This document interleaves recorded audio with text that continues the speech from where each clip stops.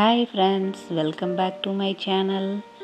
இன்றைக்கி நாம் இந்த வீடியோவில் பன்னி இயர்ஸ் டீத்தை எப்படி பண்ணுறதுன்னு பார்க்கலாம். இப்போ வாங்க வீடியோக்குள்ளே போகலாம். இதுக்கு நான் 4 ply yarn, 2.25 mm hook, 17 mm wooden ring. இது பல சைஸில் கிடைக்கிது. நான் கொஞ்சம் மீடியம் சைஸில் தான் வாங்கியிருக்கேன். தென் நீடில் அண்டு சிசர்.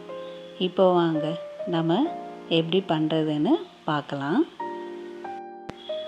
நான் ஹாஃப் ஒயிட் மாதிரி அந்த கலர் நூல் எடுத்திருக்கேன். நீங்கள் உங்களுக்கு விருப்பமான கலர்ஸ் நூல் எடுத்துக்கலாம். இப்போது ஃபஸ்ட்டு மேஜிக் சர்க்கிள்குள்ளே 6 எஸ்சி போடணும். இதுதான் ஃபஸ்ட் ரவுண்ட்.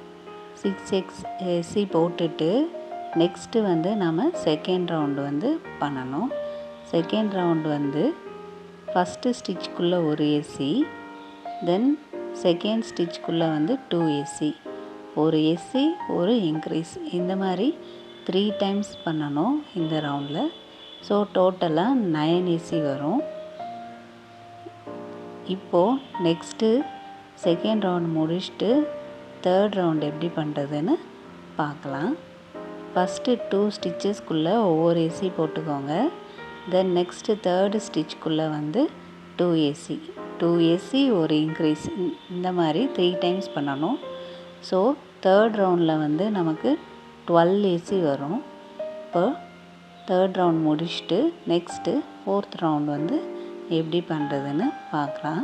ஃபோர்த் ரவுண்டில் ஒரு எஸ்சி ஒரு இன்க்ரீஸ், ஃபஸ்ட்டு ஸ்டிச்சுக்குள்ளே ஒரு எஸ்சி, தென் செகண்ட் ஸ்டிச்சுக்குள்ளே ஒரு இன்க்ரீஸ். ஸோ டோட்டலாக 6 டைம்ஸ் இந்த மாதிரி பண்ணணும். ஸோ ஃபோர்த் ரவுண்ட் எண்டில் 18 எஸ்சி வரும். இப்போது 4 ரவுண்டு முடிச்சுட்டு நெக்ஸ்ட்டு 10 ரோஸ் எல்லா ஸ்டிச்சஸ்குள்ளேயும் ஒவ்வொரு எஸ்சி தான் போடணும். ரோ 5 to ரோ 14 வரைக்கும் எல்லா ஸ்டிச்சஸ்குள்ளேயும் ஒவ்வொரு எஸ்சி போடணும். ஸோ எல்லா ரவுண்ட்லேயுமே 18 எஸ்சி தான் வரும். இப்போ 14th ரவுண்டு முடிச்சுட்டு 15th ரவுண்டு நம்ம என்ன பண்ணணும்னா ஒரு எஸ்சி போட்டுக்கிறணும். நெக்ஸ்ட்டு 2 எஸ்சியை நம்ம டிக்ரீஸ் பண்ணணும். ஒரு எஸ்சி ஒரு டிக்ரீஸ், இந்த மாதிரி 6 டைம்ஸ் பண்ணிக்கணும். ஸோ 12 எஸ்சி வரும். 15th ரவுண்டில் 12 எஸ்சி வரும். 15th ரவுண்ட் முடிச்சுட்டு நெக்ஸ்ட்டு இப்போது ரவுண்டு 16 to 52 வரைக்கும் எல்லா ஸ்டிச்சஸ்குள்ளேயும் ஒவ்வொரு எஸ்சி தான் போடணும். ஸோ டோட்டலாக எல்லா ரவுண்ட்ஸ்லேயும் 12 எஸ்சி தான் வரணும். ஸோ நீங்கள் அதை கரெக்டாக கவுண்ட் பண்ணிவிட்டு வாங்க. இப்போ ரவுண்டு 16 to 52 வரைக்கும் நாம் பண்ணிவிட்டு நெக்ஸ்ட்டு எப்படி பண்ணுறதுன்னு நாம் இப்போது பார்க்கலாம்.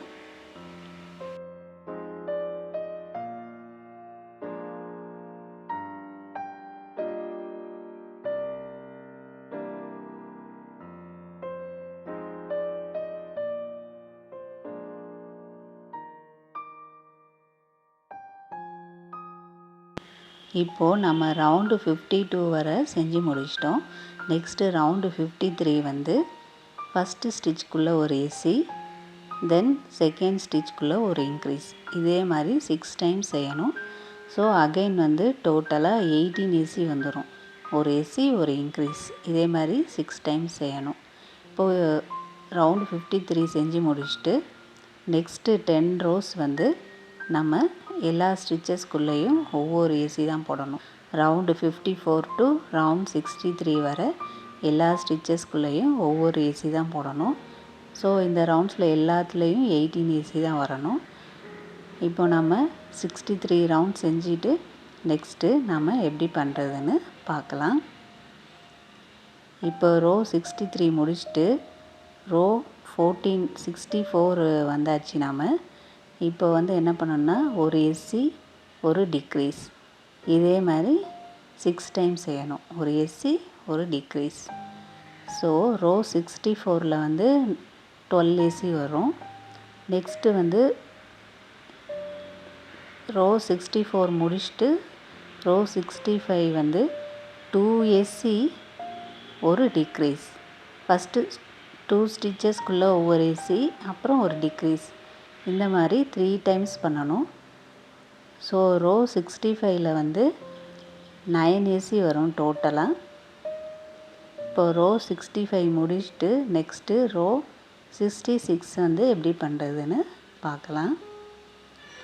இப்போ வந்து நெக்ஸ்ட்டு ரோ 66ல் வந்து ஒரு எஸ்சி ஒரு டிக்ரீஸ் இந்த மாதிரி 3 டைம்ஸ் பண்ணணும். ஃபஸ்ட்டு ஸ்டிச்சுக்குள்ளே ஒரு எஸ்சி, நெக்ஸ்ட்டு 2 ஸ்டிச்சஸை வந்து டிக்ரீஸ் பண்ணணும்.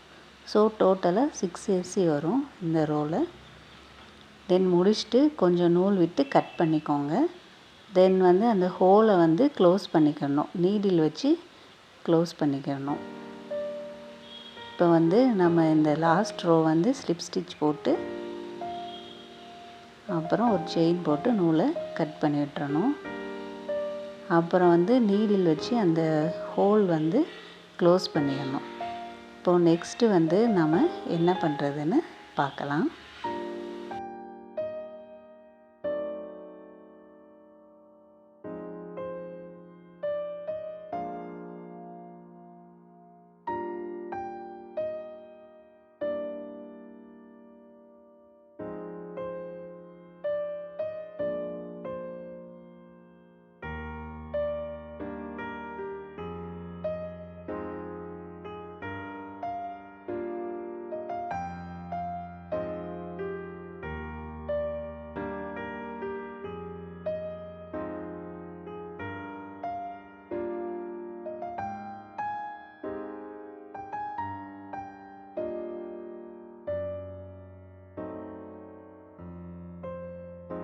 இப்போது நெக்ஸ்ட்டு வந்து நம்ம இந்த இயர்ஸை வந்து இப்படி மடித்து நம்ம ஸ்டிச் பண்ணணும். ஒரு நூல் எடுத்து அதே கலர் நூல் கொஞ்சம் எடுத்துக்கோங்க. நீடில் வச்சு இந்த மாதிரி இயர் ஷேப்பில் வச்சு நம்ம ஸ்டிச் பண்ணிக்கணும். இதே மாதிரி ஆப்போசிட் சைடும் நம்ம ஸ்டிச் பண்ணிக்கணும். ஆப்போசிட் சைடும் இந்த சைடும் ஒரே சைடில் இயர்ஸ் இருக்கான்னு பார்த்துட்டு ஸ்டிச் பண்ணுங்கள். ஏன்னா இந்த சைடு வந்து மாற்றி அந்த சைடு திருப்பி வச்சு ஸ்டிச் பண்ணிடாதீங்க. அப்புறம் நம்ம உட்டன் ரிங்குள்ளே வைக்கும்போது ஒரு இயர் வந்து ஃப்ரண்ட்லேயும் பேக்லேயும் டேர்ன் பண்ணிக்கிட்டு இருக்கோம். ஸோ போத் இயர்ஸும் ஒரே சைடில் வச்சு ஸ்டிச் பண்ணிக்கோங்க. அதை பார்த்து செக் பண்ணிக்கோங்க. இப்போ வந்து இந்த மாதிரி நூல் வச்சு மடித்து ஸ்டிச் பண்ணிவிட்டு அந்த நூலை வந்து பின்னாடி டை பண்ணி கட் பண்ணிவிட்டு அந்த நூலை வந்து உள்ளே விட்டுருங்க, வெளியே தெரியாமல். இதே மாதிரி தான் ஆப்போசிட் சைடும் நாம் செய்யணும். இப்போது இது 2 சைடும் செஞ்சு முடிச்சுட்டு நாம் இதை வந்து உட்டன் ரிங்கில் வந்து எப்படி இந்த இயர்ஸை வந்து நாம் ஜாயின் பண்ணுறதுன்னு பார்க்கலாம். இப்போ 2 சைடும் நாம் ஸ்டிச் பண்ணிட்டோம். இப்போ வந்து நம்ம அந்த உட்டன் ரிங்கை வச்சு எப்படி ஜாயின் பண்ணுறதுன்னு பார்க்கலாம். ஓகே ஃப்ரெண்ட்ஸ், இந்த வீடியோ உங்களுக்கு பிடிச்சிருந்தா லைக் பண்ணுங்கள், ஷேர் பண்ணுங்கள், சப்ஸ்கிரைப் பண்ணுங்கள். நீங்களும் இந்த மாதிரி செஞ்சீங்கன்னா அந்த ஃபோட்டோஸ் வந்து எனக்கு சென்ட் பண்ணுங்கள். இன்ஸ்டாகிராம் ஆர் FB பேஜுக்கு அனுப்பிவிடுங்க. ஓகே ஃப்ரெண்ட்ஸ், நம்ம நெக்ஸ்ட் வீடியோவில் பார்க்கலாம். அது வரைக்கும் bye bye, take care, see you all. Thanks for watching. Bye bye.